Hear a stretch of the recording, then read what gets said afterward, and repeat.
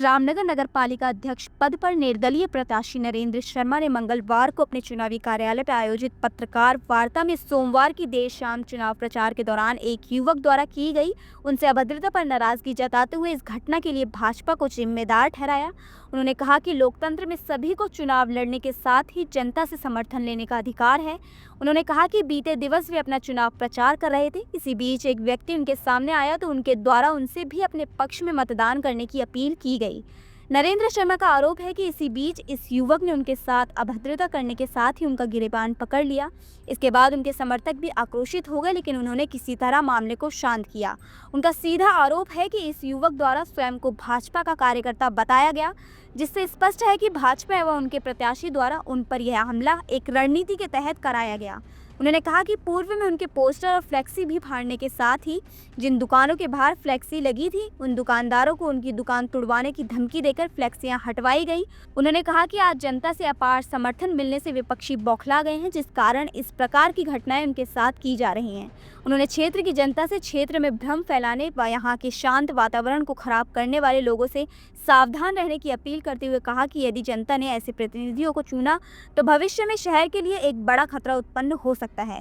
उन्होंने ऐसे लोगों को सबक सिखाने के लिए अपने विपक्ष में मतदान करने की अपील की। उन्होंने कहा कि यदि जनता का आशीर्वाद मिला तो वे इस शहर को भय के वातावरण से मुक्त करने के साथ ही रामनगर को विकास युक्त बनाएंगे।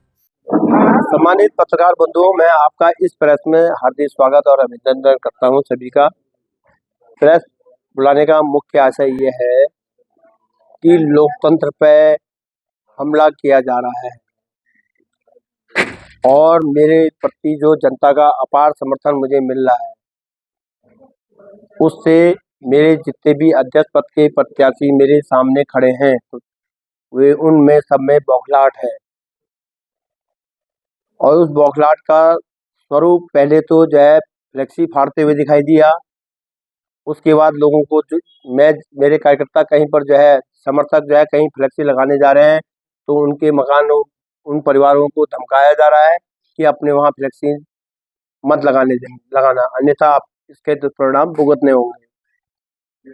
इसी तरह से लखनपुर में एक फ्लेक्सी मेरी आनंद मिष्ठान भंडार के बगल में भी लगी थी, उसको फाड़ दिया पहले, फिर मैंने उसको दोबारा बनाया तो उसको फिर जो है उसको लगाने में वहाँ के लोगों ने फिर मेरे को मना किया, क्योंकि लोगों को धमकाया जा रहा है कि तुम्हारी दुकानें तोड़ दी जाएंगी अगर तुमने फ्लेक्सी लगाई।